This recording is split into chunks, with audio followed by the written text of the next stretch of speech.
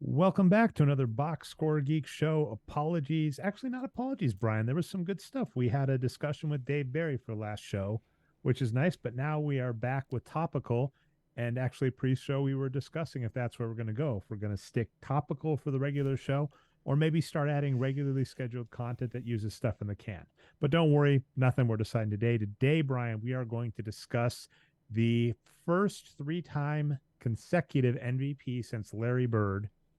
And can my Denver Nuggets finally make the finals? Anyway, I'm your host, Trey Alvarez, found most places as Nerd Numbers. With me as always is my producer, voice of God, man of many hats, Brian Foster. Say hey, Brian.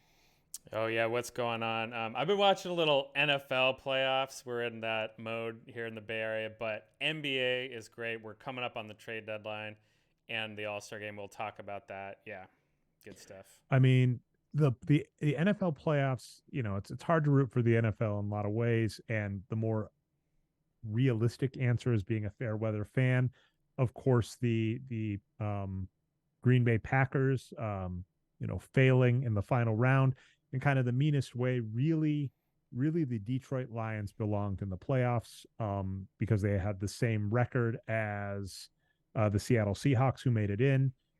However, they lost via tie breaks, whereas the Packers would have made it in had they won, and they blew it at the last second. It is definitely feeding the narrative that Aaron Rodgers is not clutch. Aaron Rodgers doesn't win playoff games, and he does have a title to his name, but it's I kind of mean, the to me, class. it's feeding the narrative that he's just old. Like not everyone can be Tom Brady, right? He's in his late 30s. Even Tom Brady. I Yeah, mean, even Tom Brady's. Oh, I mean, that Tom Brady's a lot like LeBron James, where you had that right, where you're like, you understand he is going to fall apart eventually. So even this year, I heard people going like, don't take Tom Brady seriously in the playoffs at your own peril. And it's like, oh yeah, well, it finally happened, right? Like, and even with Tampa Bay, he wasn't. He was no Peyton Manning. Peyton Manning with the Denver Broncos finally wins a ring with the Broncos and was terrible. That was all Von Miller that won that title. And I think he was the worst. Like, I was looking at the stats. I think Peyton Manning was the worst starting quarterback that season. All time is an all time great, but that season was the worst starting quarterback for a playoff Super Bowl winning team, and was like the worst in the Super Bowl as well. Like, he was putting up numbers like he was from one of those Packers teams in the 60s. So, there is that. Old players just get old. I think you're right. Who knows on the Packers? There's all sorts of weirdness, right? The Packers' former offensive coordinator destroyed my Denver Broncos. The Packers didn't make the playoffs. So I was kind of out of it. I was rooting for the Bills. And then I went to a movie. I went to see Puss in Boots this weekend. And the theater was playing the game on like a giant screen when you walked in. So I got to walk in and see the Bills lose. So I guess I'm rooting for the 49ers. So go 49ers. Yay.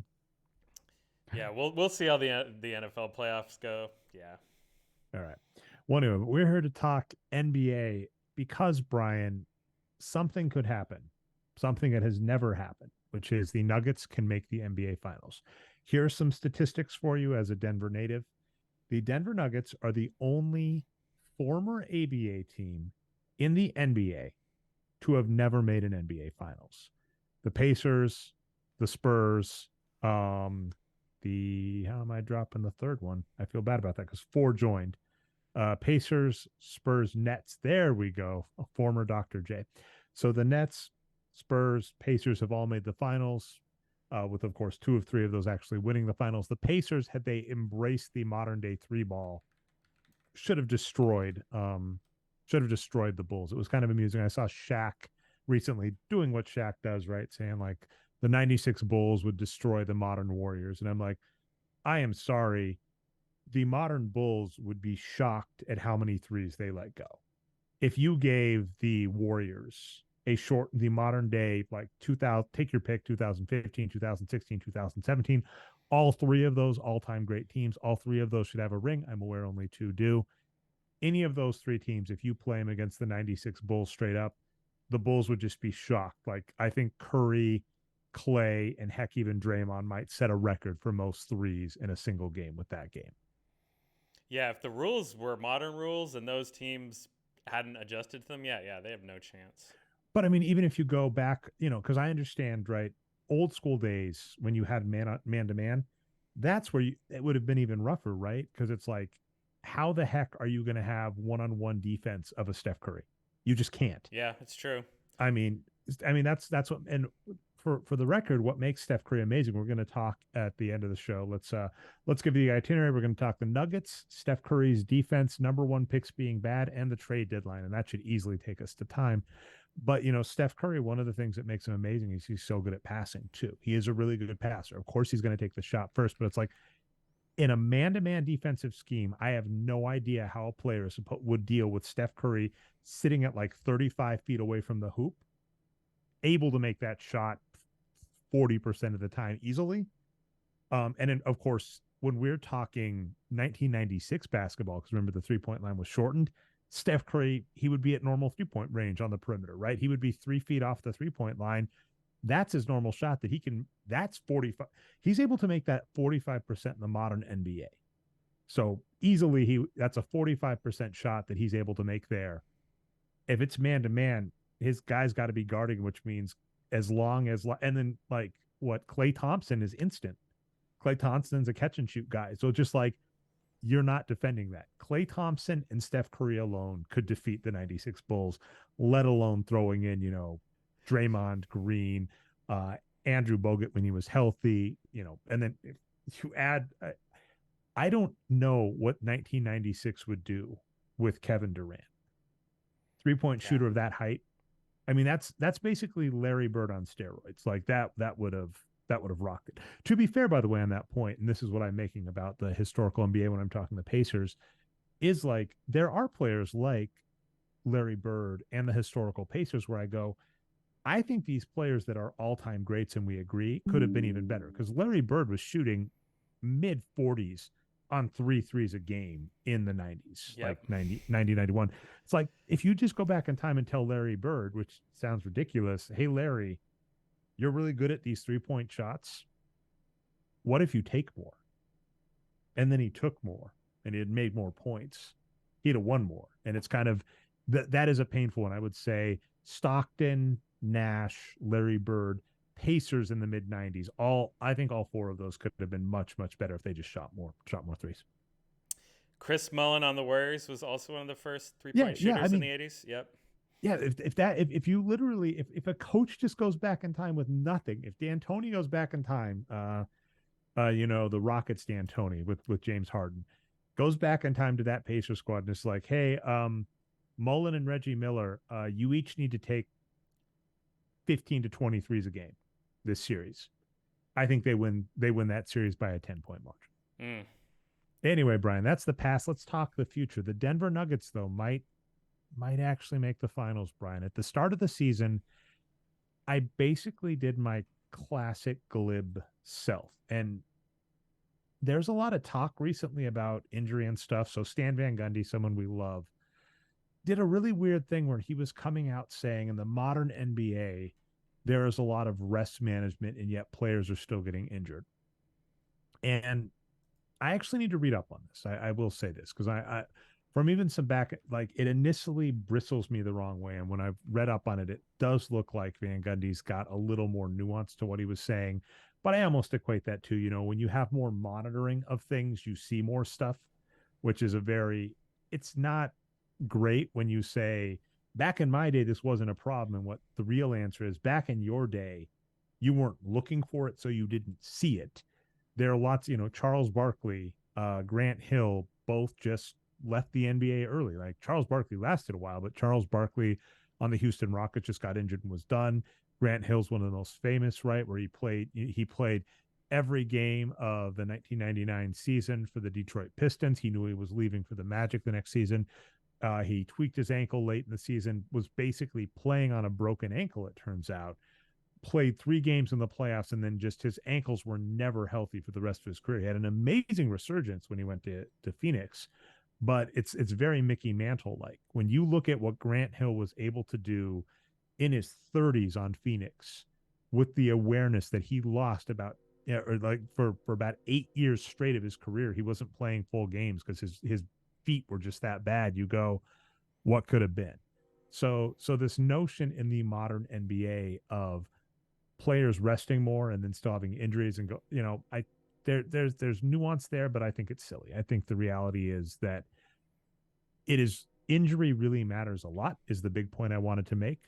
And there were a lot of injured players at the start of the season, the Nuggets being the primary one. There's Jamal Murray and Michael Porter Jr. And I am of the opinion that the Nuggets with Jamal Murray, Michael Porter Jr., Aaron Gordon, and Nikola Jokic, that's a title squad. And some Nuggets fans that I have on like Twitter will kind of say, well, that's not really a defensive minded squad. You and I were talking a lot about this pre-show, and they're just too damn good. And the reality is that team has not been dismantled because of defense. That team has been dismantled because of health. One of the most painful things that maybe I'll write about one of these days, Brian, is if you go back to the bubble year, the Mickey Mouse playoff, which I still disagree. That could have been good. The Denver Nuggets in the first game against the Los Angeles Lakers at halftime, going into halftime, are up. And it turns out that Michael Porter Jr. tweaked his back right before the end of the second in that game. And that was the last time they were ahead. And then the Lakers just, stomped the Nuggets. We briefly had some hope in that first game. And then Anthony Davis makes a 3-point shot and just destroys our hope in the first game. And the Nuggets go down, I think, in 5. And then the Lakers go on to win a title. And then the next season, I legitimately thought the Denver Nuggets were the favorite. They traded for Aaron Gordon. They had Nikola Jokic, Michael Porter Jr., Jamal Murray looking great. And then Jamal Murray gets injured, Michael Porter Jr. gets injured, and everything unravels. Although somehow Nikola Jokic has just been that damn good and has rightfully won back-to-back MVPs. Right now, Brian, they're leading the conference. They're leading their division, of course. And if you look at SRS, here's where it gets funny. So for those that don't know, even though we bring it up on like every show, SRS is simple rating system. It adjusts for 2 things: point margin, how much you outscore your opponent by, and strength of opponent. And that second part's obviously a little nebulous because, as an example, the Warriors were kings of this for the Nuggets. The Warriors would play the Nuggets and play Steph Curry and Draymond Green and Klay Thompson and Harrison Barnes when he was good. And then they'd play like the Rockets and they'd go, okay, we're going to rest Steph Curry, the stuff that Stan Van Gundy is complaining about. And then as a result, so the Nuggets like lose to the Warriors, and their SRS would go down a little because the Warriors are a very good team. The Rockets would beat the Warriors, their SRS would go up a lot because the Warriors are the Warriors are a good team on paper, but those weren't the same. So SRS isn't perfect, but the idea being it does give you a good indication of how good the team is, because you're basically saying how much do they outscore their opponents and how good are their opponents' records. That's really what it does. The Nuggets are second in their conference and not great. Great teams are usually about a 6+. But the thing about the Nuggets this year, Brian, is your Warriors last year are kind of the blueprint. In Yep. that, I think your Warriors last year, what was their SRS? It was like mid-4s, I think, if I recall, like similar to the Nuggets, Yeah. actually. But their season trajectory, though, is they start off the season really, really strong and had this huge winning streak. Everyone got hurt kind of in the middle of the season, Mm-hmm. and they treaded water for half the year. And then they got players back for the playoffs healthy and made the title run from the 3rd seed when they were the 1st seed earlier in the year. So the Nuggets still have the 1st seed in the West, and the West is very weak this year compared to what it Yeah, usually is anyway. So looking good for the Nuggets. I would say the Golden State Warriors, the good news about your Warriors that would make me a little happier than my Nuggets is even at the end of the season, your Warriors finished with a 5.5 SRS. I think it had dipped into like that 4 reason mid-season, but then it shot back up. So they were at 5.5. That was fourth in the NBA and third in their conference behind the Phoenix Suns and Utah Jazz. And kind of what happened is the Utah Jazz flamed out, right? The Utah Jazz are one of, the Gobert Mitchell experiment was just kind of sad in that they were a really good team. And, it's hard to tell. Rudy Gobert is playing very well, and I'm going to bring up in a second why that trade looks bad for Utah, It looks bad or because or Towns is hurt. That's why. or for Cleveland. But I mean, the reality is like it's Gobert is doing fine. He's not doing as great as you would want, but Gobert is Yeah. fine. That trade looks weird for other reasons, but basically, the Utah Jazz flame out.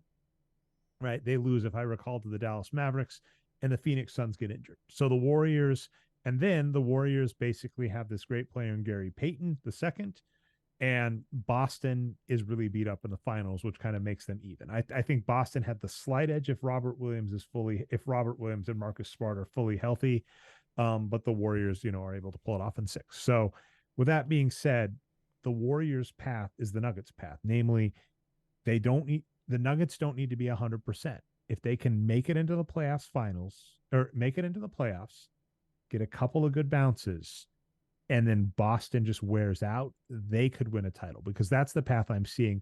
And one thing that makes me damned happy, I've got to give a shout out to Ben Guest because he's the first person that noticed it to me, is basically my faith in the Denver Nuggets rests wholeheartedly on maybe their sixth man, Dylan Brooks, because the Memphis Grizzlies are amazing. The Memphis Grizzlies are a great team. They are via SRS the top team out west. And I will fully agree for what it's worth that say Steve Adams and John Morant. Most people probably don't see Steve Adams, but John Morant, our favorite, as we've noted, you've been really good at picking out rookie of the year. I think you like Walker Kessler this year, didn't you? I no, I don't take a lot of credit for that. He just looked good early in the year, and I picked up on that, but I was not up on him before the draft. But if we look at the Memphis Grizzlies, Steve Adams, Brandon Clark, Tyus Jones, John Conchar, I always get that name wrong, and John Oh, that's Morant. And right. John Morant is like, he's very funny. He's kind of up there with like Kobe Bryant in that he's a really, really good player. He's a really strong player. He can put up numbers that I would agree are MVP. He's not the best player on that team, but we love him. He's still a great player. This team is really, really strong at the top. But if you look at the bottom of the Memphis Grizzlies, the player, and I think he's second in minutes on that team. So the top two minutes getters on the Grizzlies and actually he's first, are Dylan Brooks and John Morant. And Dylan Brooks is terrible. Now, one good bit of optimism for the Grizzlies is Jaren Jackson Jr. is a player that we have thought for years. Basically, I used to put it as a tuple. I basically used to say Dylan Brooks and Jaren Jackson Jr. are destroying that team. I have no idea where the hell Jaren Jackson came from this year because Oh no, no. He's When you still were playing. bagging on him last year, he was still doing this. He was just inconsistent. He's had this potential for a while, so you're right to part him from Dylan Brooks, who I will bury as well.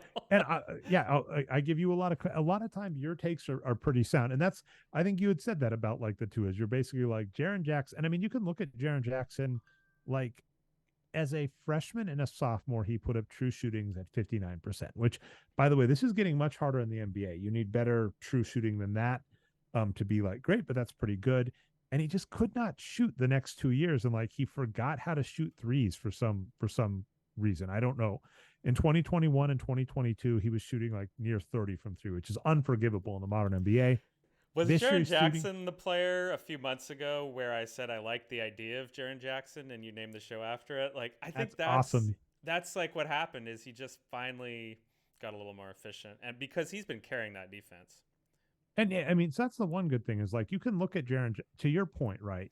You look at Jaren Jackson and you kind of look at his like numbers and you go, okay, well, he can rebound, he can pass, he can block, right? He can steal. So Fouling to a your little point, bit he's too good. much still, Good. But I mean, but to not be bad. fair, if you don't foul, I mean, in the modern NBA, that gets a lot weirder because in the modern NBA, starters are, even heavy lifters are probably going to play about 36 minutes a game. So you are allowed to have eight. If you're below eight personal fouls for the game, you're fine as long as everything else makes up for it. That's like blocks and personal fouls are definitely one of those funny stats, steals as well, where they are valuable. They matter, right? And that's in the wins produced formula. Personal fouls, personal fouls, steals, and blocks do matter a lot. But in one good way on like personal fouls, it's going like if you're good enough on D, if you're doing everything else right, you're not going to foul out unless you're really, really bad. You need to be above eight personal fouls per 48. Jaren Jackson last year, and to be fair, it looks like he was injured or 2 years ago. Sorry, Yep. 2 years ago was injured when he was 2 years ago, and I think that's part of why. I think he was at 7.8, and I think what it was is he got injured, came back, got injured, came back. And this is a point I've made a lot: is injured players you cannot trust. And that's like the Nuggets point, right? Is you have all these injured players, and this year might be proving me wrong because players like Kevin Durant, Kyrie Irving, Michael Porter Jr., maybe Jamal Murray. Now, Michael Porter Jr. and Jamal Murray are not near their peaks. They don't need to be, though. And that's kind of the key about this year is that the West is the most wide open it's been. In part, this keeps happening to your Warriors, Brian, where Steph Curry gets injured and kind of lets your team off the mat for bad decisions. Because and here's an annoying reality that I don't like. They're still wrong to have let Gary Payton walk because they could have Yeah. done what they did last year. Namely, they could have given Gary Payton $8 million a year. Gary Payton has been out most of the season. I think he's come back for a few games, and I still think that's inconsistent. He's up to 133 minutes played. The mean, rude point is Gary Payton's numbers at this point are better than Jordan Poole's. Yeah. Yeah. And that's what's sort of unforgivable is, if you make the argument they couldn't afford Gary Payton, it's like, well, then they turned around and gave Jordan Poole that contract. It's like, no, you flipped Jordan Poole and you hang on to Gary Payton. And if you know he's going to be injured, which might have been part of it. I mean, I think you can feel for teams when they go, I don't want to re-sign this injured player because we have to wait on them. But the Warriors, for instance, did that with Klay Thompson and other players, and it's like, well, that's kind of on you. So, Gary Payton, They could definitely use Gary Payton this year if he's healthy for sure. I mean, you could use 5 Gary Paytons on every team, right? A lockdown defender that can shoot threes, like. But yeah, they're not missing him as much as Otto Porter though, because they have no size and rebounding at all. They're well, and that too, totally thin in the front court. Like and they that's have what's guys annoying, like right? Dante DiVincenzo. They He was have good. That was a good pick. they have Wiggins now.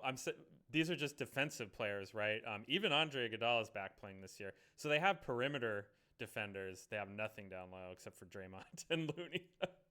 And Draymond, and he's getting old and beat up. Like it's Yep. Aaron Rodgers. It's like it's not that he was never great. He has been great. He was even great last year, but it's just like he's so old, getting beat up. And I mean, yeah, I mean this isn't like right. The Warriors signed Jordan Poole to close to a max, basically, if I'm not mistaken. It's quite a bit less. I think it's 100 total. Well, okay, so here's the thing. It's a rookie max. It's not a veteran max, right? So it's significantly less than, say, a super max like Steph Curry. Well, what's amusing, and here's why, just to explain some of the annoying logic about why they did it, but they're still wrong, is essentially Jordan Poole this season is going to cost him $3 million. Whereas this season, Gary Payton plus Otto Porter were about a combined 15 to 20, somewhere in that range. I think Otto Porter got $6 million a season with Toronto, and Gary Payton got $8 million a season with Portland. And what's also frustrating for the Warriors is the way the current salary cap structure works. If you exceed the soft cap by enough, it starts compiling. So it's like 15 million base, but it can be 2 or 3 times as expensive as that. So Jordan Poole, they've given him a contract in the future.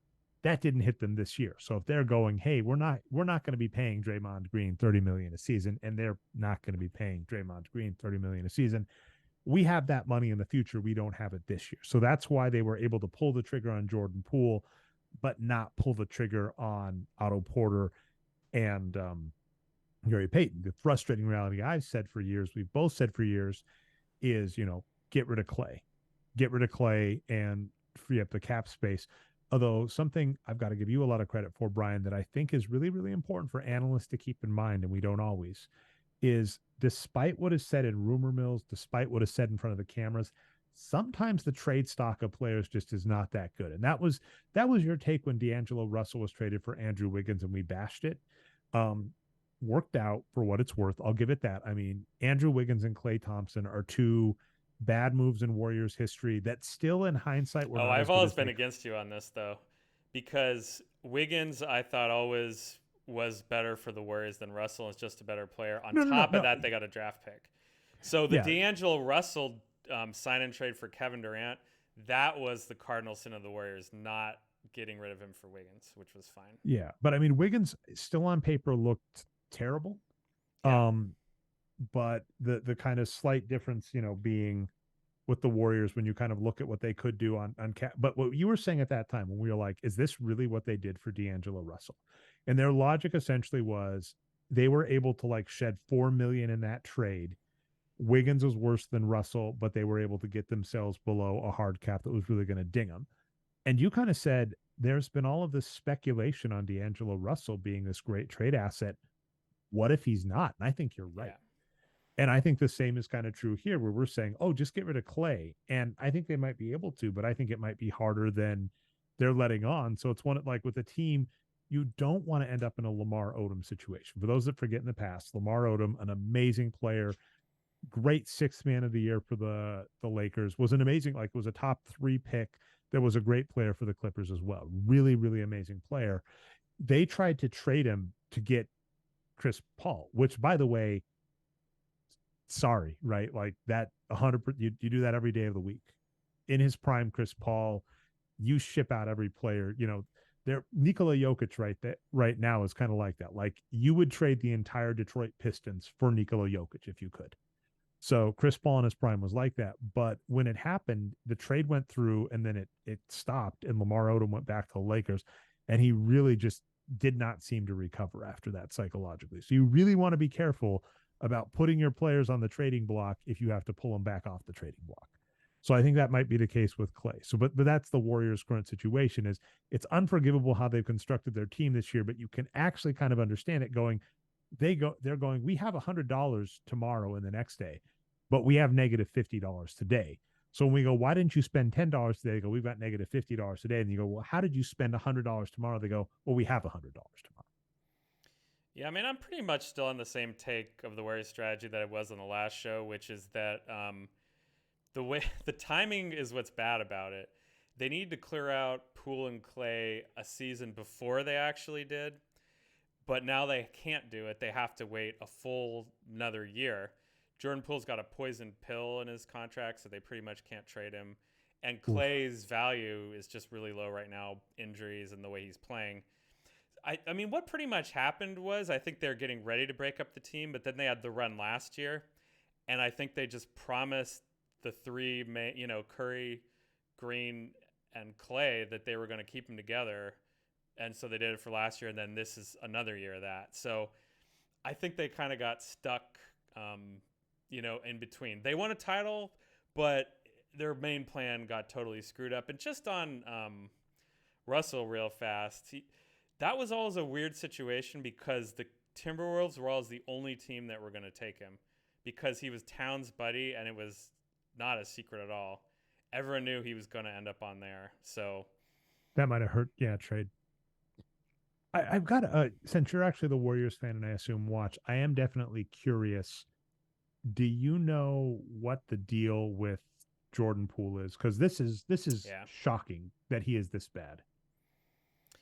yeah, he just his role is way too big right now. He's gotten the big contract, and he's like, all right, well, I'm mini Steph Curry. I have all the skills. I have all the hesitation dribbles. I have all the like sidestep and step back threes. And I can have all the off the ball movement and all that. So I'm just going to play like Steph Curry. And he's shooting something like 20% from three. And for whatever reason, the team just won't reduce his role. They won't say stop chucking. He also turns the ball over a fuckload. Like he'll just go into isolation and just dribble into a double team and turn the ball over, and it's just so predictable. He's just got a big ego, and I guess he's starting to get humbled a little, but he's just gonna plow through it and keep chucking. I don't know. I mean, he's so young. Maybe he'll figure it out. But the thing is, he plays really well at times. He's very inconsistent. He'll have really good games and has even been better lately. But I'm just suspicious that he's going to be able to keep it up. And I was going to try and look something up really quick there, but yeah, let's finish up the Nuggets. Basically, I think the Nuggets have a good shot of making the NBA Finals if everything breaks their way and they can stay healthy.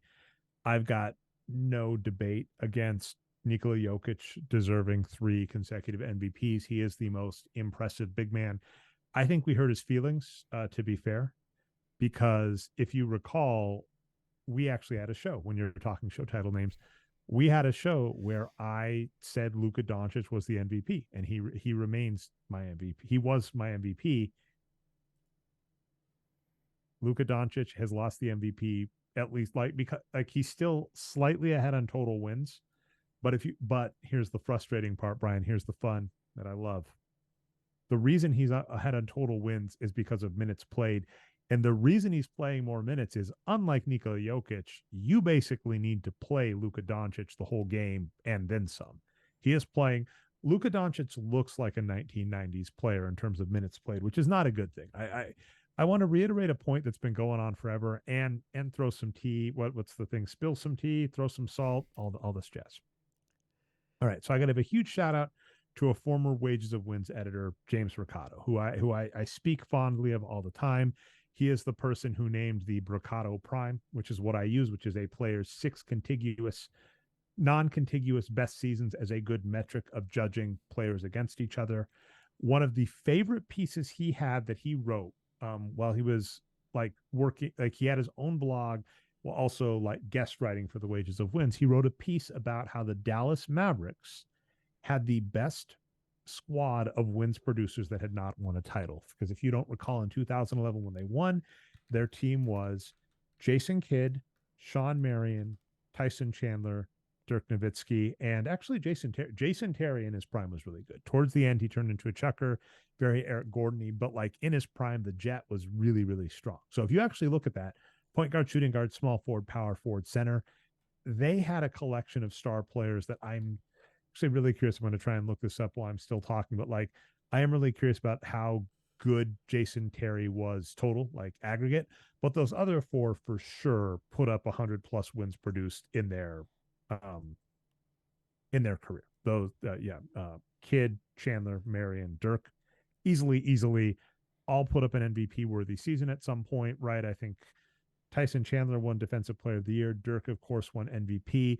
Jason Kidd came like thin, narrow margin, lost to Tim Duncan to win MVP. So this squad was just absolutely fantastic. Jason, it's going to be close, but Jason Terry might touch 100 wins produced in his career. So James Ricardo writes this piece about how this team is the best collection of wins producers to never win a title. And guess what? Squad goes on and wins a title. Good on him. James Ricardo then actually gets a job in the NBA, I believe, with the Mavericks. You can check his LinkedIn or whatever.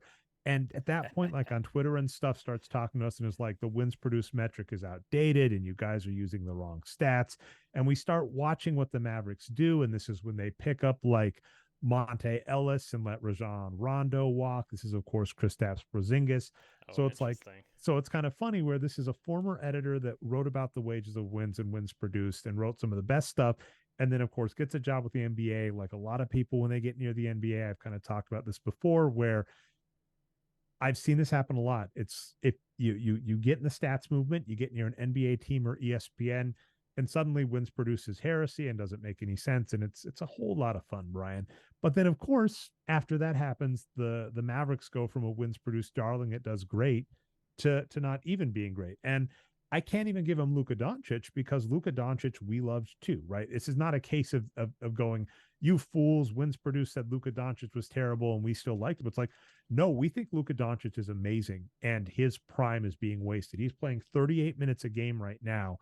And if the Mavericks had a decent squad, because the Nuggets, I think, have a decent squad. That's the key. Aaron Gordon is playing out of his mind, which I love. But Jamal Murray and Michael Porter Jr., while they have amazing upside, they're still about average across the board when we talk consistency. If the Mavericks had an average squad, Luka Doncic would be number one or number two in the MVP discussion, and they would be in the playoff hunt. So, like I said, the tea and salt and Schadenfreude is just like this person that got it, this person that wrote the article that said the Mavericks have this figured out, apparently gave the Mavs advice and they don't do it. Although, like, I think the flip side is something Dave said a lot, even about, say, like Dean Oliver with teams, is that you make it to the NBA as an analyst and really you're not paid to be an analyst. You're paid to validate decisions that the team wants to make. So you don't tell the team don't pick up Kristaps Porzingis. You tell the team why it's good they picked up Kristaps Porzingis. And so the Mavericks went from being this team that would collect wins produce darlings to this team that is now wasting one of the greatest wins producers of all time, who should be an MVP.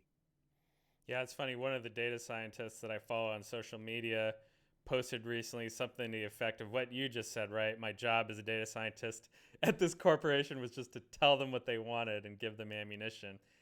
And that person, therefore, is now a data engineer, which they think is a better profession than data scientist. But Interesting. I've not heard like the split there. I don't even know what the state of the world all that is. I mean, I just don't have too many responses to that story because, yeah, I just don't know. I wasn't there. All right. By the way, final tally on Jason Terry: 96 wins produced. Almost, Brian. Almost under, but still a great player. And I'm a anyway, little yeah, bit higher on the Mavericks than you lately, though. I think the offseason moves they made could have worked out. Like JaVale McGee was beating Father Time up until this year. I think that deal didn't work out, but it could have. Some the guards they have to replace Jalen Brunson, a mixed bag. Some of them are pretty good, like Spencer Dinwiddie, and then some of their other front court players just didn't get there either. Right, Dwight Powell just seems too much age and injuries. I mean, the Mavericks are very mediocre, but I think they could have had a better fate this year. just keep well, I mean, and here's what we're hearing now is that they're debating if they want to they're like playing hardball with Christian Wood. And this is just what's baffling Oh, to I the even forgot Mavericks about about him. me from an analytics perspective. And this is kind of what I was talking about with like Lamar Odom. You really, really want to avoid needlessly pissing off your employees. It is more than fine. Everybody understands it's a business, right? We praise Chris Ye all the time with the alliance, with about how, whenever you're at a company that says here your family, you can just roll your eyes and say no, you're not. And we're all adults, and we can, try and, the better way forward is for modern companies and employees to talk to each other respectfully while also having a common goal. So that, and in all of those, the funny thing is we're human though, and if you tick us off, then like that messes things up. So it's like the Mavericks with Luka Doncic, the rule with a star. This is just like I might etch this. This might have to become a piece. Is if you have a star player, you never ever ever ever ever, and by star I mean like MVP. So let's say top 10 in the NBA. So that's the good news, right? Like some teams have multiple top 10 players in the NBA in a given year. I think actually, Brian, let's look at that really quick because I think to our point about why the NBA is so wide open, I think that's part of the reason why. I think that in a normal year, we typically have multiple top players on a squad. And this year, just for whatever reason, I think we have a little bit of fragmentation because of injury. Does any team have two? Oh man, and Boxscore Geeks is going down. Am I still here, by the way? Oh yeah, I can hear you. I'm just letting you I'm just go. making sure it wasn't my No, internet I because think the Boxscore Nuggets Geeks are is the closest because Aaron Gordon has a ton of Aaron wins. Gordon. Yeah. Well, actually, so that's funny. That's why the Nuggets are competing. But to that point, right? When you were looking at some of these dynasty runs, when you're looking at the Warriors, that's Steph Curry and Kevin Durant. Of course, the Heat, LeBron James and Dwayne Wade. Celtics, the big three. And Rajon Rondo, by the way, is one of those, and people just forget. So, for most of NBA time, you get two top 10 players on a squad together, and it's just unfair. And this year, as you correctly noted it, the Nuggets are closest with Nikola Jokic and Aaron Gordon. But the point being, if you have a top 10 player in the NBA, you are not allowed to let any above average player go without replacing them with a player as good. If you fail that, you have made a mistake. And so even if the Mavericks said Jalen Brunson was overpaid, and I'm going to keep hitting this one, right? You can tell, like I like when I'm right because I've been wrong about other things. I didn't For think what the it's worth, Celtics. Dre, I don't think they had a choice. I think Brunson just decided he wanted to go to New York no matter what because of his family ties. But the reason that situation came up is because they lowballed him early. Oh, okay. Because they offered him I 55 see. million when they had the option to re-up him. They offered him 55 million. He said no. And then when the time came to re-up, he basically went, I know my contract value. I know the best they're going to do is match the Knicks. And by the way, that's not a bad decision. Jalen Brunson, similar to Carmelo Anthony, I got to give him both credit. If you can be an NV, not even an MVP, just an all-star. If you can be an all-star in New York, that is worth so much to your brand. It makes so much sense as an NBA player. So, I mean that, and that's the point, is like, if you, this used to be a setting on like NBA 2K games, is if you offered a bad enough contract to a player in the game would actually Right. say the player would not deal with you anymore. So the trick, of course, because you're allowed to reset, is like, you'd load the game, you'd offer them. If they got mad, you'd reset the game, you'd try again. You could just do that over and over again. You can't do that in real life. That's the point. So if you have an above average player, just offer them the money. And so that's kind of my point. I'm like, the situation of Luka Doncic, who was MVP, still is arguably MVP because he's playing so many more minutes. But the reason he's playing so many more minutes is because Nikola Jokic is, I think, when we are talking legitimate minutes. So in the NBA right now, yeah, this is scary, Brian. See if this going to give you a trivia question. Well, it's an easy one because you got some names you already know, and I've already given you one of them. Top three players in per minute production in the NBA with at least 300 minutes played. Oh, that's not one I look at very often. Um, I'm going to say I think you Jokic can has guess got to the. be one though. He's number three. Yep. Okay. Then who are the low minute high producers? One of them's like a give me. If you miss this, you might. Oh, The only Steph reason you might. Curry. Steph Curry. No, Oh, Steph Curry's like 12th on the list. He's doing very well, but he's, the reason you're going to miss the only reason you might miss number one is you might not realize he's hit 300 minutes in the season yet. yeah. I don't know. Robert Williams and Jimmy Butler. Oh, okay. Okay. Jimmy Butler, I Jim should have known. Jimmy Butler, I've called a modern day Shaq, where he's going to Yeah. get you 60 game. He's going to get you 60 games a season. It's going to be MVP quality. He's going to do great for you in the playoffs. Love Jimmy Butler. Robert Williams, though, like, that's the scary thing to me. By the way, when we're talking kind of like finals paths, is I was wrong because I bet the under on the Celtics, and my logic was they're going to really hurt without Robert Williams. And they weathered, not only did they weather the storm without Robert Williams, they thrived, and he's back and looking amazing. So I am legitimately scared of the Celtics, but Nikola Jokic, in terms of wins plus production for time played, is now the best player in, like, best per minute. He's better per minute than Luka Doncic, and like better in total wins than those other players. Like, Nikola Jokic is my MVP right now, which is good. If the Nuggets can stay healthy and the Memphis Grizzlies give Dylan Brooks minutes, I think they can make the finals. And then it really is just all going to come down to like the health of Al Horford and Robert Williams for the Celtics. I think that's a very real possibility. Yeah, I mean, I've been looking at good old basketball reference while you've been talking this whole time, and it's a good point. There's a lot of parity in the league this year compared to normal. At the top, yes, the Celtics are definitely the class of the league. They're the only team with a net rating of over 5. I'm going to use net rating instead of SRS. It's basically the same thing, Mm-hmm. just a little bit easier to understand.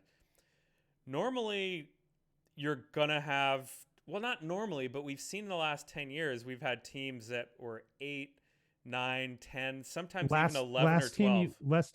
Last year you had two sevens. Yep. The bubble year, I mean, this is painful, right? The Utah Jazz, well, not the bubble year. In 2021, the Utah Jazz blew it. They had a +9. But even, and we've talked about how Denver, and this is a rough part for Denver as well right now. Denver and Utah, because of the altitude, it gives them a boosted home court advantage. So their regular season numbers are inflated relative to the playoffs. But Utah had a +9, but the Clippers had a +6 in 2000 and 2021. 2020, this gets fun, right? The Bucks were +9, the Lakers and Clippers +6. So I mean, in a given year, you're not wrong. There are normally multiple teams above that 6 threshold. And when you have all-time greats, right? The Warriors of old, when they were in their heyday, is pushing 10.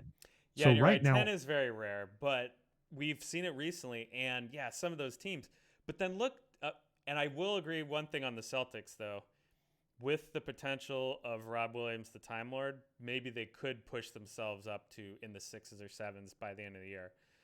We'll see. But then there's so many teams in the middle, Dre, that are just like between +2 and -2, even between +1 and -1. The one thing I'll say, though, is the 3 teams at the bottom, the Rockets, Pistons, and the Spurs, those teams are tanking. They're really bad. I'm gonna be sad. I'm calling it now. Time has taught me when I disagree with certain people. So I have my hot takes, Brian, and I stand by them. So here's an example of a hot take I have that's paying off. One of the reasons the Celtics are doing so damn well right now is Malcolm Brogdon. And Yes. for years, I have beaten the drum with my exact point about Luka Doncic. You have an MVP. If you have a transcendent, once in a generation player like Giannis, like Doncic, like Jokic, like it's really weird for the Nuggets to be the right one, right? When they signed Aaron Gordon, they were doing what the Mavericks and Bucks didn't do, and the Mavericks and Bucks both had like an analytics savvy front office. So it's really weird for the Denver Nuggets to have won that. Or the Denver Nuggets do have Lane Vastrow's in their front office, and we like him. So maybe Oh, they is he listen to still me. there? Oh, that's awesome. I believe so. I think he works at least in, I mean, it's hard to know, people are not beholden to update their LinkedIn, but I Right. did get shown a while back that he's still with Cronky, which, Definitely one of the is, smartest guys we've had on this and show. I mean, that's the thing is I think a lot of analytics people in front offices, Seth Partnow is the one with the Bucks, despite having disagreements with him regularly, and thinking he was overrated as an analyst. I said it, Seth, if you come listen to our show, come and tell me. I still think I still don't think he would have given the advice that the Bucks were doing, if that makes any sense. Mm. So it's like, even if I didn't think he was great, I'm like, the annoying reality with how the NBA is run is, even with thinking Seth Partnow is a below average analyst with what I would like, if they would listen to his normal advice, they would have done much better. And one of the things the Bucks did when he was on squad is they let Malcolm Brogdon walk. And one of the reasons the Celtics are now destroying my under bet, which was 100% based on Rob Williams being injured, is Malcolm Brogdon is just playing damned amazing. So Malcolm Brogdon, we love that guy. I'll do that. But occasionally I'll get in arguments with like you or Chris Ye about things. The ones being, is Russell Westbrook going to make more than 20 million a season next season? I don't think so, Brian, unless he's got dirt on the buses and somehow the Lakers resign him. Russell Westbrook might even be retired next Anthony year. Davis is on his way back from injury, is going to be playing again soon. And the Lakers have made a trade for Rui Hachimura for 3 second-round draft picks and Kendrick Nunn. The Lakers are one of those teams that are right in the middle. And But yeah, Russell Westbrook, I mean, this is it, right? yeah, No, he's don't flip on me. He is not. Russell Westbrook is not making more than 20 million a oh season no, next no season. way. There's That's zero the that's what. chance. So But that's what I'm yeah, calling. That was a take I had that Chris Ye disagreed with, and I'm calling. And another one is I've been saying I think with Victor Wembanyama, the team that the Spurs, the Rockets, and the Pistons are all tanking for, I don't think he's going to be amazing. But I'm not going to be shocked when he comes in as a rookie and just like gets a quadruple double and averages 200 wins per 48. he's really young. He could take a year or two, but I'm very. We've talked about this before. I'm against you on this one. I'm with everyone else. Victor's good. You already conceded the one point that I had in that, which is to say, even if he does turn great, which is entirely, I agree. I mean, Donovan Mitchell's a player that I didn't think was great as a rookie, and still Yeah. routinely defended myself, saying we don't know. He's young, and it can still happen, and it did. So the same thing can happen. But anyway, I'm going to concede that now. But when you're talking like the bottom three teams that are tanking for Wembanyama, I'll call it now.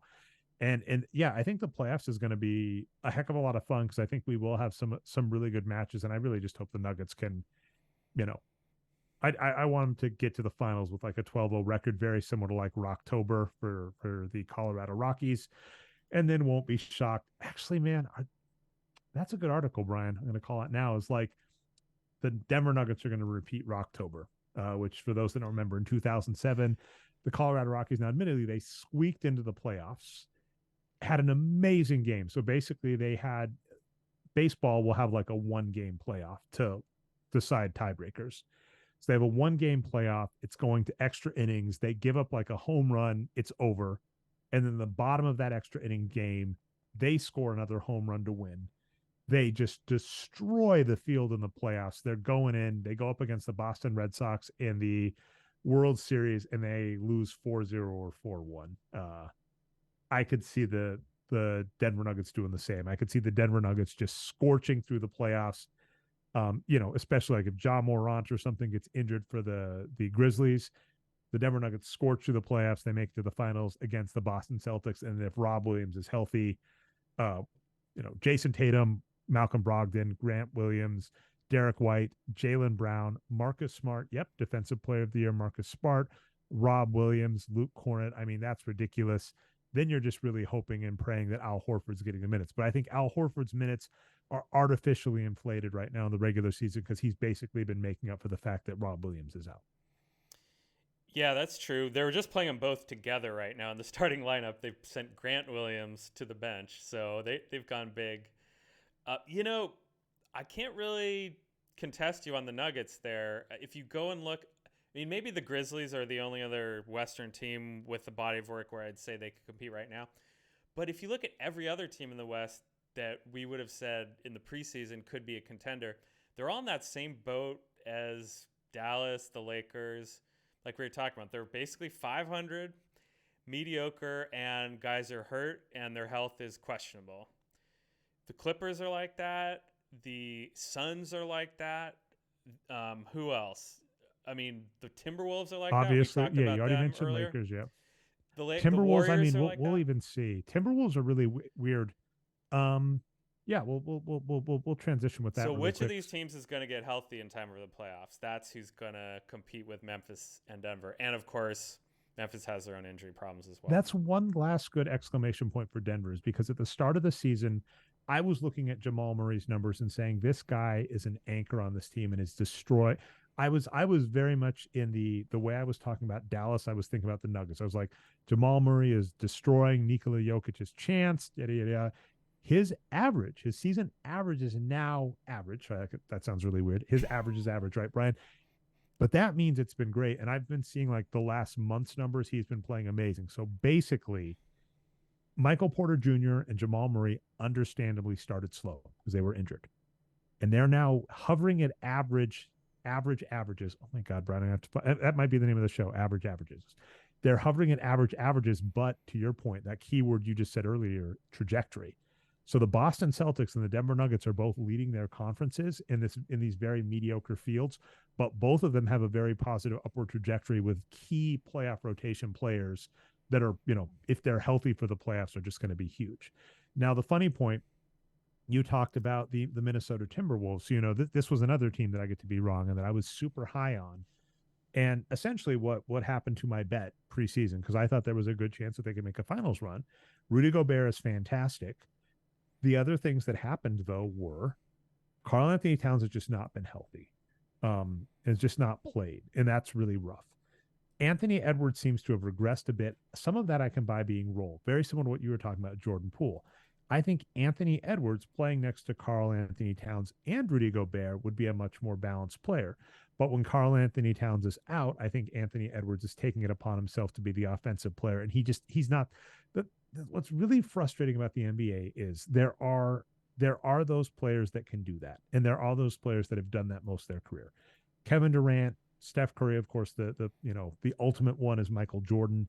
There are players that can just take over, that you can give the ball and say, shoot 20 shots. James Harden would be probably, I would say James Harden is probably the king of like volume. Just give them the ball and let them shoot as much as they want. It's also worth noting a lot of those players, even when we bring Kobe in the mix, were really good passers too. Because I think those go hand in hand. I think if you are a player that can take a lot of shots at a reasonable efficiency in the NBA, you probably have good enough court vision to pass well, because it's very similar, right? Like taking a good shot is recognizing a good path for the ball, getting a good pass, recognizing a good pass for a good ball. So there are players that can do this. Jordan Poole is not one of these players. Neither is Anthony Edwards. And I think the frustrating part in the NBA is every player both has a financial incentive to want to be that player, because if a team thinks Andrew Wiggins was the king of this, Andrew Wiggins just took a lot of shots and was horrible for Minnesota. Now, clearly, you could put Andrew Wiggins in a better situation. He could be a better player. The Warriors proved that, QED. But Andrew Wiggins should not have been the primary offensive weapon for the Minnesota Timberwolves, but he did it and he got paid, as well as probably thought, I need to do this to help my team win. And Jordan Poole and Anthony Edwards are doing that now. And that's what's hurting the team. At the flip side, and we already said it, I can't remember how much was pre-shown on the show, but looking at the top of the NBA, not only is it the most quote unquote fair, because no team has top 10 wins producers on a team. So that's part of why there's parity in the NBA right now.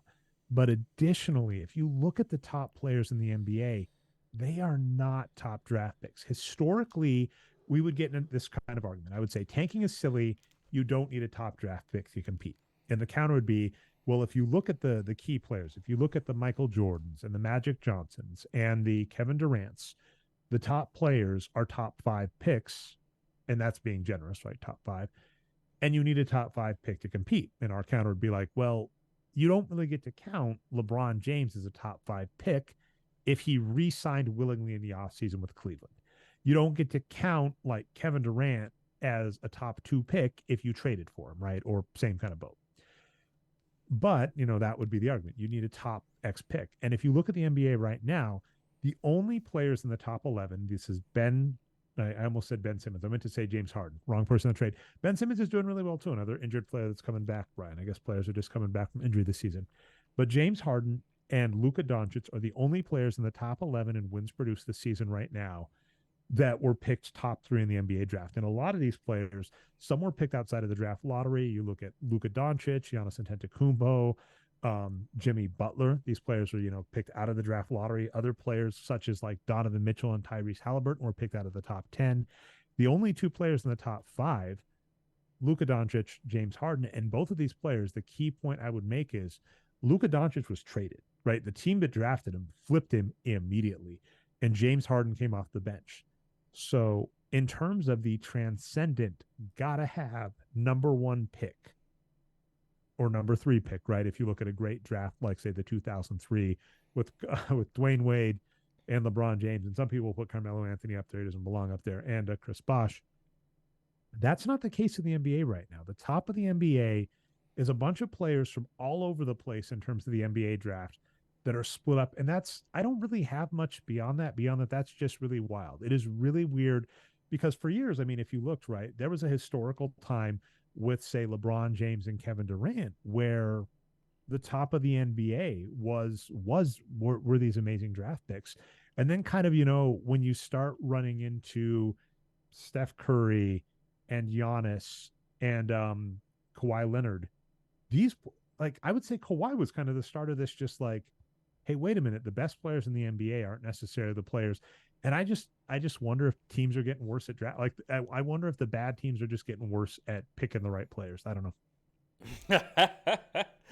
I mean, yeah, bad teams are going to be bad, unfortunately. It's so there's some players that okay, here let's back up to the whole parity thing, right? The trade market is looking really thin right now. Like everyone, so I commend the NBA for this. There are not, despite those 3 teams, there are not a lot of teams trying to tank for Victor Wembanyama. There's a lot of teams saying we're not gonna trade veterans away. We're looking for veterans. There's more buyers than sellers in this market. So back to this list of players you were talking about, kind of the higher wins producers that weren't drafted high. A lot of these guys are not available for trade like like they normally would be. The one exception is Mason Plumlee on the Charlotte Hornets is having a great year out of nowhere. He might be available for trade. Mason Plumlee. Another one, Jared Vanderbilt. We've been talking about him a lot. Wait, what? On Jared Utah Vanderbilt's Jazz. on the block allegedly? So the Utah Jazz apparently have been trying to get John Collins from the Atlanta Hawks, and that might be part of the deal. I'd rather have Vanderbilt, but I like Collins too. And here's the only one that's I've a horrible heard. trade. Horrible trade if they do it. I love it though, because one of my general points, one of my general theses is that teams that trade an MVP player just don't ever capitalize on that trade. Now, the real weird one, Tyrese Halliburton for Sabonis. I'm going to be so mad if in 2 years I have to call that win-win, Brian, but it might be a win-win trade. They're both amazing. Now, the good news for me is my take is Indiana won that trade, and that remains true because Halliburton is younger, Halliburton is healthier, Halliburton is cheaper. You put those 3 and Halliburton per minute is better. So it's like, yeah, it's like you can kind of win it that way. So you're like, why would the Kings get rid of a younger, cheaper player for an older player? But it is very rare to trade a star production out the door and get star production back in the door. So if the Utah Jazz, and this relates to the point you're making on like top draft picks, is that basically the Utah Jazz got back Walker Kessler, who was 22nd in the NBA draft, and him and Vanderbilt are why that trade is paying off and why everybody's thinking Minnesota's doing poorly because of injury. And I always hate that. Very similar to the Kevin Love trade back in the day. The Golden State Warriors did not win on passing up on Kevin Love. Kevin Love got injured. Same way here.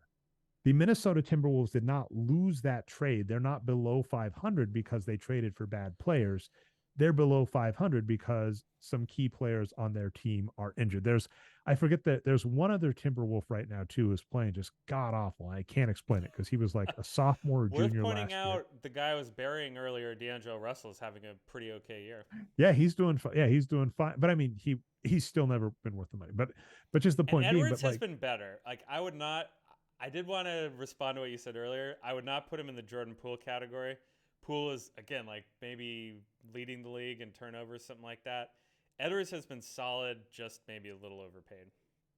yeah, well, Edwards is still on his rookie contract, so he's fine. Oh It yeah, was he's just, it fine. was just, and I mean, like I said, I think the ease. You said it like when we started talking, it was very nice how you just had that knife cutting. It's like Karl Anthony Towns is injured. What are you going to do? It's like, yeah, Yep. the team was built around, wisely so, a core of Anthony Edwards, Rudy Gobert, Karl Anthony Towns. And that's actually a really scary front court. It looks really, really, I mean, heck, in Denver, right? Nikola Jokic, Aaron Gordon, Michael Porter Jr., like we've got that. And arguably you could make the argument like Michael Porter Jr. and MPJ are about the same in production this season. They're pretty close. It's rough.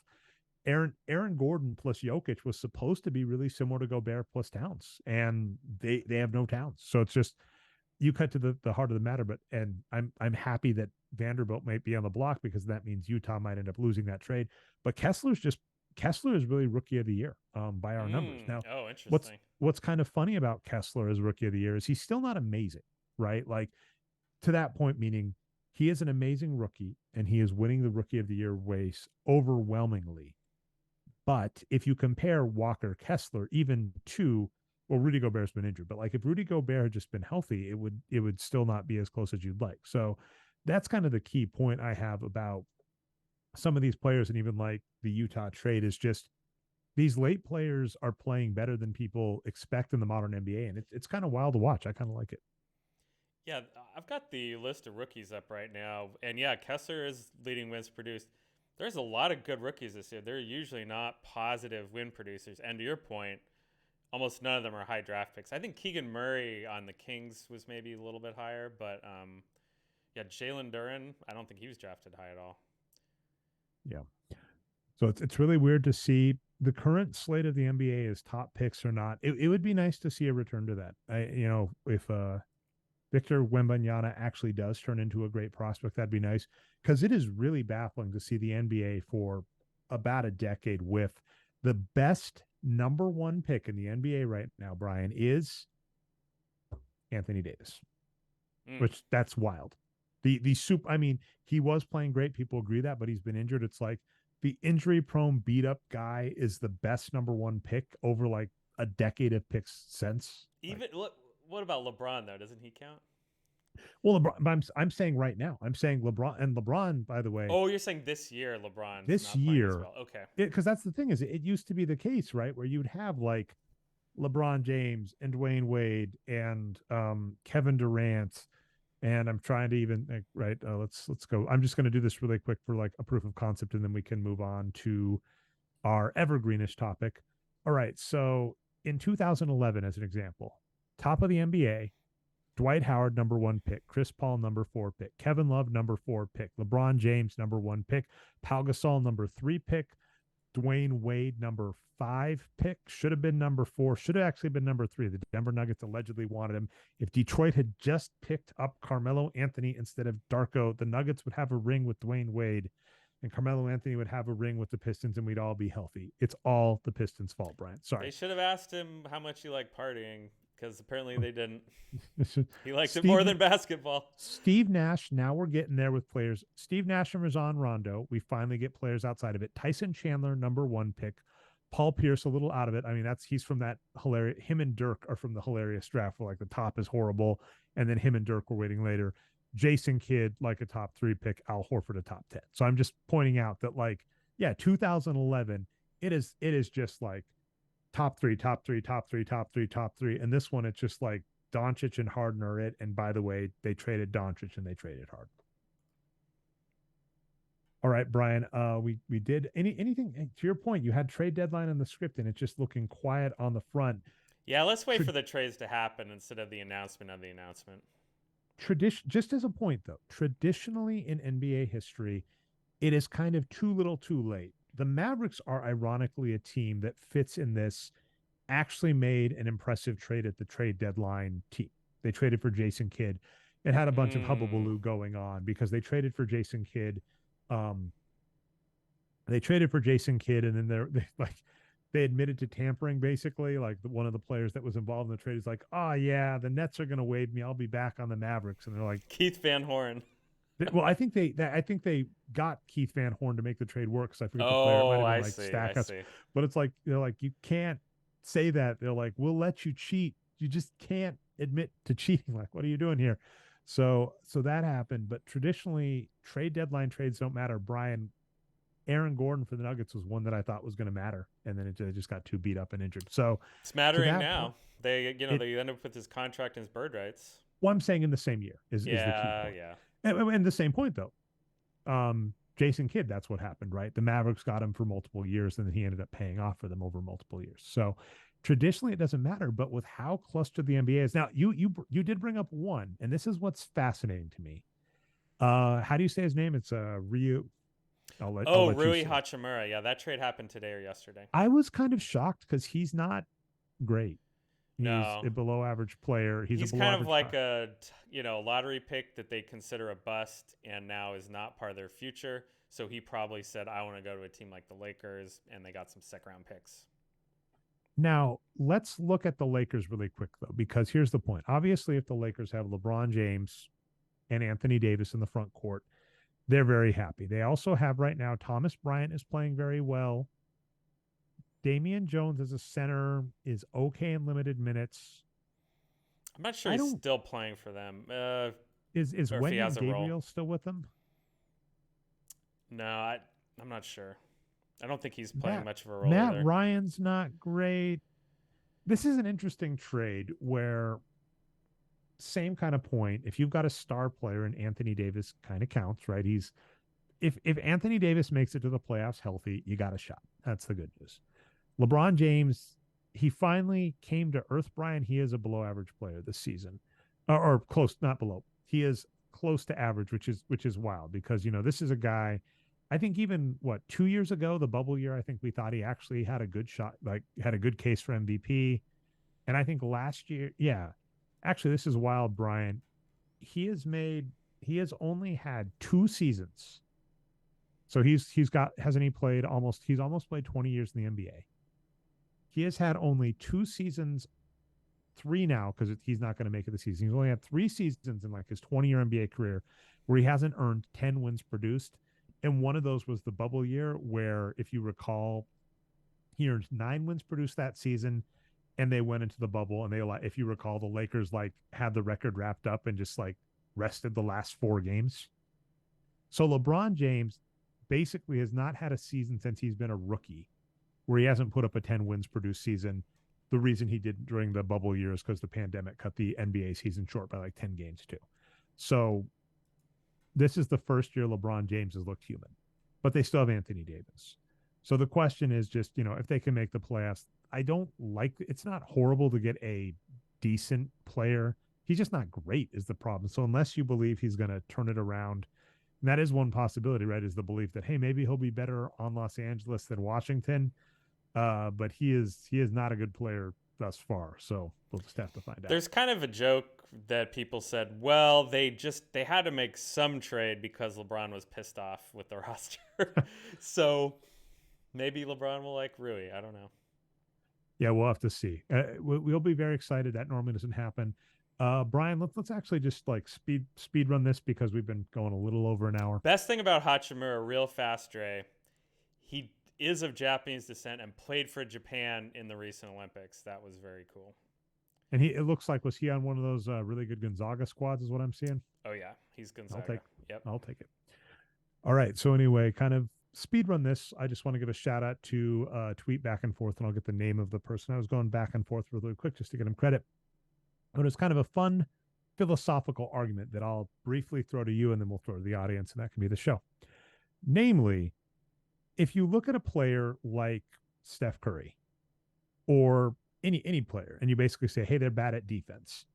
I always kind of bristle against this, and the players that came up that spurred this argument is, I have been absolutely in love, of course. Um, I've been absolutely in love with Nikola Jokic and Luka Doncic. They're the future of the NBA right now. It's fantastic. Obviously, Doncic much more the future because he's so much. Nikola Jokic is super young, and Doncic is super young. So love it as the future. But basically, was getting told, "Hey, you love Jokic so much, but he's just not good at defense, and that matters." And my kind of arguments were: one, he does have explicit defensive stats. He's an amazing rebounder, and that's defense. Two, team defense or like opponent shooting efficiency is a team activity. It's scheme based. So it's possible Nikola Jokic is bad at that stuff. I mean, the numbers kind of do bore this out. The Nuggets aren't great around the rim, etc. But there have been teams that make this work. So does it matter that much? And then, of course, the easy answer is it really doesn't matter. That we keep bringing up net points. The end of the day, it doesn't matter if the Nuggets are bad at defense if they are that good at offense. The easy counterexample, the 2004 Detroit Pistons were not a good offensive team, but were just so damned good at defense. So I think, the Nuggets with Murray, Gordon, Jokic, Porter Jr., if that team's healthy, they're good enough at offense that I don't care. I think they're sufficient to win. They're missing But Torrey Craig. That's who they oh need right now. yeah, we got Jeff Green. Jeff Green. KPJ is exceeding expectations. I was really sad about Monty Morris. So the good Leading the news team is, in minutes as well, KPJ. so KPJ at least doing all right. So I'll give him that.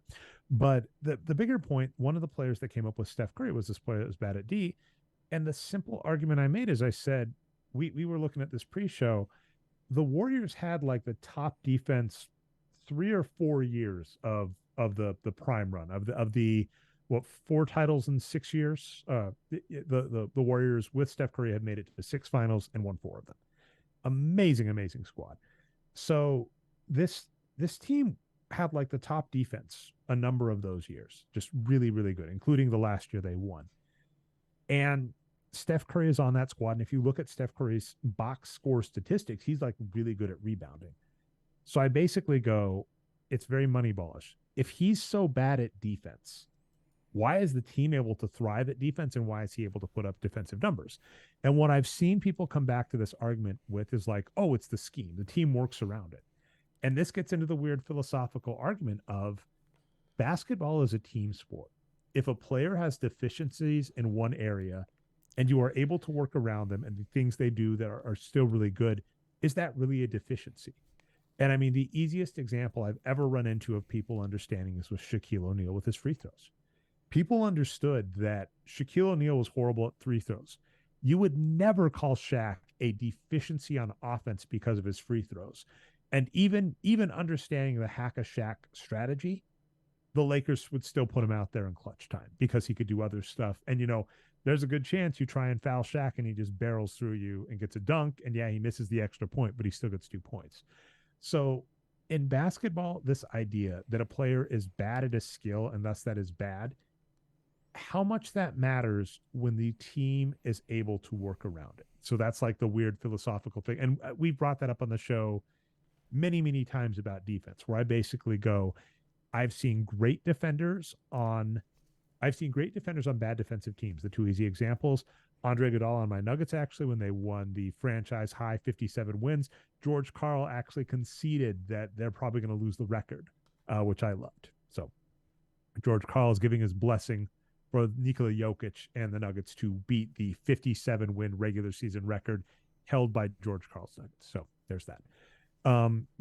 If they're just that darn good and you can, work around the stuff, how much, like, I guess that's the biggest point. Sorry. No, that's okay. No, you're definitely right. Well, so first off on Steph Curry, we said this in the pre-show.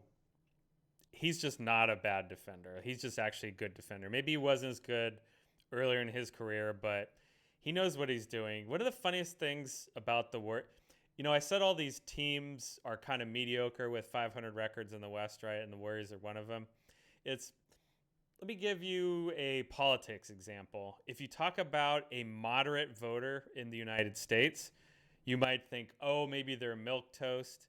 Maybe they don't want to, shake things up or anything like that. But what a moderate voter is just somebody whose combined score of different policies they believe in ends up near the middle. So they often end up being a hodgepodge of radical ideas from all over the political spectrum, and it just ends up making them moderate, right? And the Warriors are sort of like that. They're not a boring, average team this year. They are an inconsistent team. They are the best road team. I'm sorry, best home team and worst road team in the league, which is really weird to be both of those. They they have the best starting lineup in the league of any team, Mm-hmm. but their bench is so putrid that they are, again, a mediocre team, and their defense is really bad. So my point in bringing all that up is that Steph Curry is that starter, and he's part of, that best five lineup in the league. And I mean, and I think you were just mentioning that, right? You were saying like when the starters are the best defense. Yeah, I just do not believe that you could even be. I could buy mediocre. I could buy below average. I do not buy that he could be terrible and be on that many amazing defensive squads. And like I said, it's a fundamental. It's a really weird. I'll bring one more metaphor up that came up recently, and that kind of be the show. There's a recent game where Ben Simmons and Kyrie Irving were both playing. And Ben Simmons got a lot of flack. I was seeing my Twitter feed because he actually went the whole game without scoring a point. And he almost got a double-double without making a basket, which would have been like one of the first times it's happened. Very similar, by the way. Draymond Green has a triple-double without points. And in other sports, they would have gone for it. In other sports, they would have got Draymond the quadruple double. I don't know why they didn't, but anyway, is what it is. So Ben Simmons is having a horrible night in scoring and getting mocked on Twitter for it. So I look up the game and few things. Lo and behold, shocker, Ben Simmons has a productive night because Ben Simmons, like classic Ben Simmons, gets like 13 assists and 9 boards, something like that. And I think probably, a block or a steal or two, right? Not that many turnovers. And he only takes 3 shots. So he's not having a good shooting night. And this was something he got flack for with Philadelphia, is he would just have nights where he didn't shoot. And by the way, one of the greatest players of all time, Dennis Rodman, was a better scorer when he was younger. And he had a playoffs where he missed a clutch shot. And after that, he basically just made an active decision and said, I am amazing at defense and rebounding. I am not a scorer, which wasn't true, which is kind of a bummer because, like, in 1992, he was shooting over 60% true shooting. I mean, admittedly, those are probably just all at the hoop, but Dennis Rodman was good enough at getting position. I believe he could have probably gotten more shots close to the hoop if he'd focused on that. Is what it is. Another player that could have been better than their already stellar numbers suggested. But Ben Simmons has kind of pulled the same thing where he'll have nights where he's not feeling it and he just doesn't shoot. The flip side was Kyrie Irving. Kyrie Irving had a bad shooting night. He took 24 shots and I think had like 21 points that night. No one was saying, oh my goodness, look at Kyrie Irving's horrible night. They were saying, look at Ben Simmons' horrible night. But what Ben Simmons did is he's just like, I'm not going to shoot tonight. I'm not feeling it. Whereas Kyrie was, if Kyrie was honest, was like, I can't hit the broadside of a barn tonight, but I'm gonna shoot myself out of this slump, which he didn't, and the Nets went on to lose.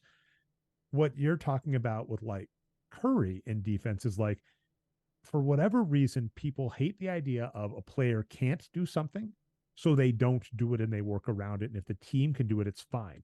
So it's really weird, right? We're saying like, even if the argument is, you and I are saying the numbers just do not suggest that Curry is bad at defense. I don't buy that you can average like 7 rebounds as a guard and be bad at defense.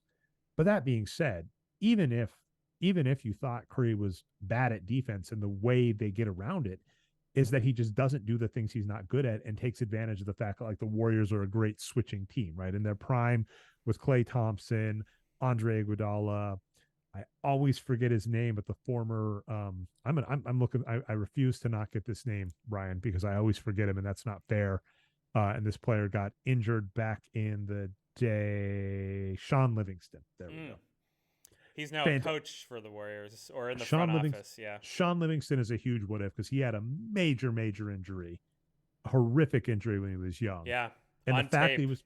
the fact that he was playing as well as he was with the Warriors later after basically rehabbing that injury for years suggests that had he been healthy his whole career, what he could have been. Yeah, he came back as a completely different type of player, just like Grant Hill did, but still really good. I mean, it took him a while, but yeah, his like with OKC in his Oh yeah. So basically, he actually was looking fine. Like what looks rough is with the Clippers, he was like on the normal age curve looking fine. He got injured, missed a whole season with that. Actually looked like he was starting to come back even better with OKC, got injured again. It's like you can literally look through Sean Livingston's career and just watch him like try, get injured, try, get injured, try, get injured. Finally makes it to the Warriors where he's able to average about 1,500 minutes a season, and get a bunch, help him do a bunch of titles. And So somehow a ridiculous mid-range shooter, which almost no one in the league is. The other thing is Sean Livingston. I think he came into the league at 18 years old. I think he was yeah, was he a high schooler? during that era. He was a high school player. So yeah, he went through a lot, and now he's a grizzled old front office guy. But to that point, right? If the Warriors are able to say, okay, Steph Curry's not as great at man-to-man defense, so we'll just do a lot of switching, and Curry's still going to be able to contribute on defense by getting rebounds and stuff, it's like, then is he bad? If a player can't do something and doesn't do that and still contributes, can you call them bad? And Yeah. that's a normal fun, like that's the same Ben Simmons argument we have all the time, where it's like you can argue he can't shoot, he really needs work on his free throws, agreed there, but he's still a net positive on offense. Same thing with say Ben Wallace back in the day. He couldn't shoot free throws. You didn't want him taking the shot either. He was actually below average at shooting. And but like Mark Eaton, like these guys were just beasts at the offensive boards. So you would still argue they were a net positive on offense. So it's like if a player doesn't do the things they can't do, does the things they can do, and that makes them above average, then I don't think you can call them below average. Yeah, that's right. Just to put it more concretely on the Warriors, Curry does have the limitation of his size. He's just very small compared to the NBA. So the other thing he has is when you're the offensive superstar, teams will try to go after you on defense all the time just to try to tire you out. They do that to Luka all the time as Mm. well, and generally all those top offensive players, right? They'll try to take Curry and they'll put him into a high pick and roll, right, and have a bigger player go onto him that he'll have a tougher time with, things like that. But to your point, it's a chess game. The Warriors will counter in, they'll try to hedge or pre-switch on the pick and roll and try to go to the next level of the strategy. So, yeah, I mean, it's really the Ari Caroline point in the end, right? You have to stretch the floor and you need all types of different players on different parts of the court to do that, big and small. And by the way, I'll point out good work tiring out Curry because he is a player that has led the NBA both Yeah. in points per game and in points. So, So he's yeah. also one of the players that leads in like the wearable Miles Rand stats Oh, nice. because of his off the ball. He just cuts off the ball all the time. So he's in very good shape is my point. It's maybe a dubious strategy to tire him out. Yeah, amazing. I mean, you just similar to LeBron, you just have to wait for him to get old. And I mean, he's only 34, right, Brian? Super young. He's going the Chris Paul, Jason Kidd career path so far. Yeah, he's amazing. All right, Brian. Well, we actually hit all the topics. Glad to get back to the show. You've been discussing back and forth if we're going to do, regular contemporary stuff or other stuff, but we will keep regular podcasts coming. I'm excited about Yeah, that. I want to do more stuff overall is what I'd say people should take out of that conversation. So, I'm okay. yeah. So let's take a brief tangent on this. And then I can even just cut it, because I've been working on editing, Brian. I got the script. I'll give a shout out to them for free. Maybe I'll cut it, Brian, and see if we can get them to sponsor. Right.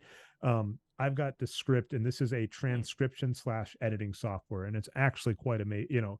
It makes life a lot easier because from an editing perspective, it's not amazing at transcription, and with NBA, it's never going to be great. Right. It's really hard to get names, especially like international players who are now dominating the NBA names, but it's way easier you're able to edit the text and that edits the film as well as the audio. And that's really easy for editing if I want to cut out a section, move a section, etc.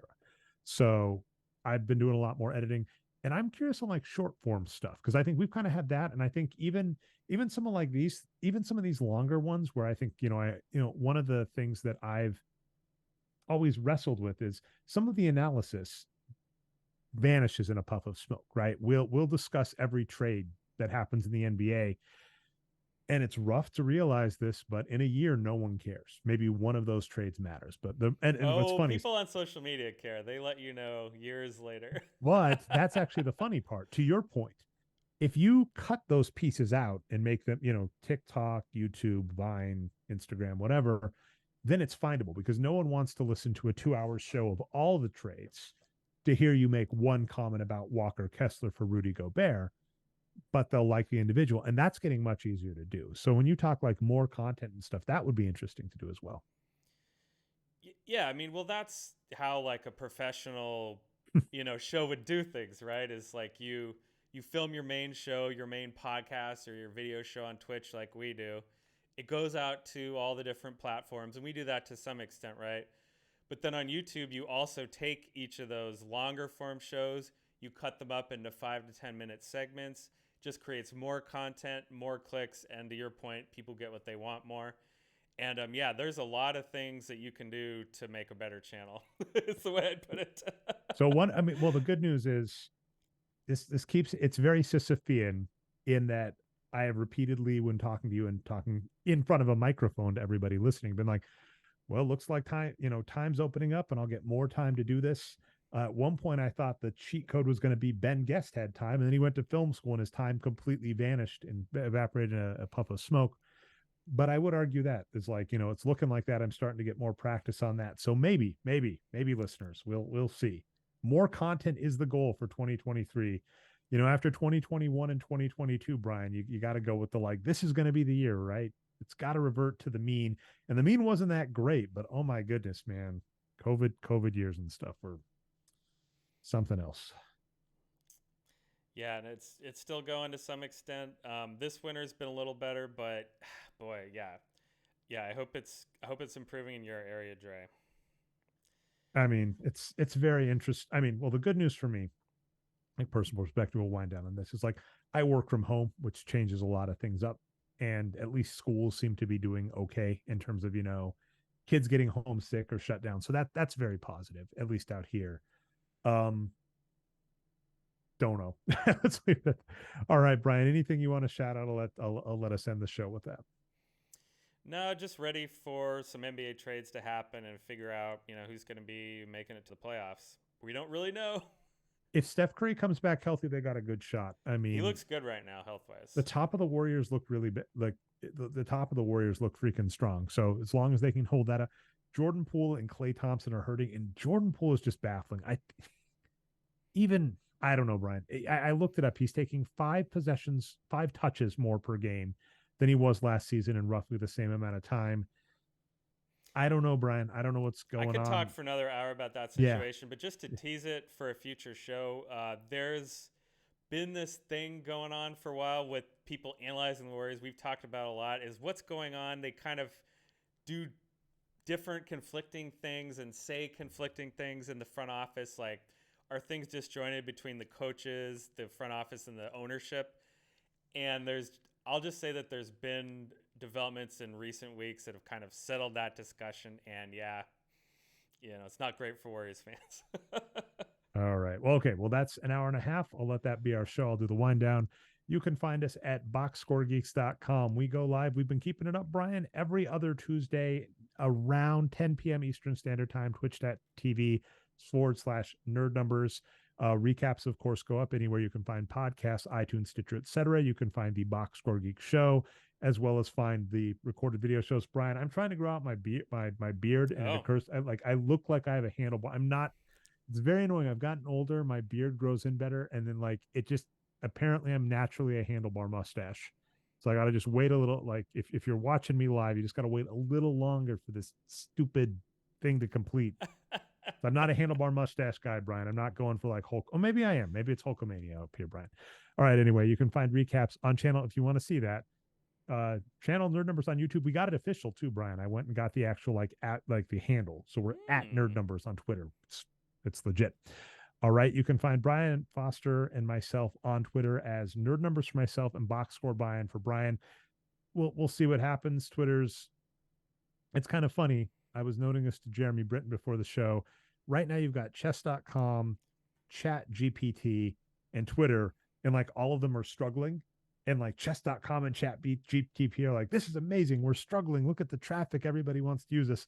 And I think most people are rightfully going, Twitter's struggling. I don't know how much it's going to stick around. So we'll see. For now, those are our handles. If we have to move, we'll move and figure it out. Anyway, that's been our show. Nuggets versus Celtics. I'm calling it now. Nuggets versus Celtics in the NBA